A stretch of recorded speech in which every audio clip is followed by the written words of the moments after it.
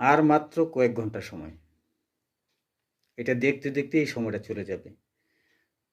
আমি ভোট কেন্দ্রে যাচ্ছি।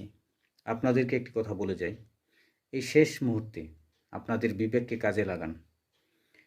কাকে ভোট দিবেন? আপনার ভোট আপনি দিবেন, যাকে খুশি তাকে দিবেন, যোগ্য ব্যক্তিকে ভোট দিবেন। এই একটি ভোট একটা পবিত্র আমানত। আপনার ভোটে যা ভালো কাজ হবে তার সওয়াব পাবেন। আর আপনার ভোটে কেউ নির্বাচিত হয়ে যদি জুলুম করে, কারো আমানত নষ্ট করে, কারো উপর অন্যায় আচরণ করে, প্রত্যেকটা কাজের ভালো এবং মন্দ আপনি কিন্তু ভাগ পাবেন। সুতরাং আপনার ভোটে খুব হিসেব করে দেওয়া উচিত।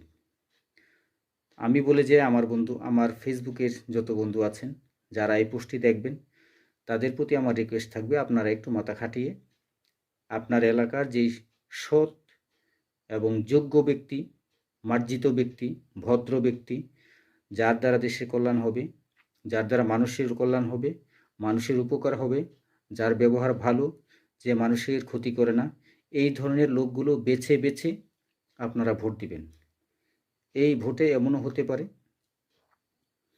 যে আপনার একটি ভোটে দেশের উন্নয়ন, দেশের অবস্থা পরিবর্তন হয়ে যেতে পারে। আমরা চাই না আগের মতো 16-17 বছর যেইভাবে দেশ চলেছে, বর্তমানে যেইভাবে চলছে, আমরা এমন বাংলাদেশ চাই না। আমরা এমন একটা বাংলাদেশ চাই যে বাংলাদেশে আমরা একদম স্বাধীনভাবে চলাফেরা করতে পারবো, শান্তিতে চলাফেরা করতে পারবো। আল্লাহ আমাদেরকে সবাইকে ভালো মানুষ দেখে, যোগ্য মানুষ দেখে ভোট দেওয়ার তৌফিক দান করুক। আল্লাহ যেন আমার বিবেককে, আপনাদের বিবেককে আল্লাহ একদম সঠিক বুঝতে দান করেন। এই প্রত্যাশা রেখে আমার কথা শেষ করছি। আবার দেখা হবে আগামীকাল ভোটের শেষে।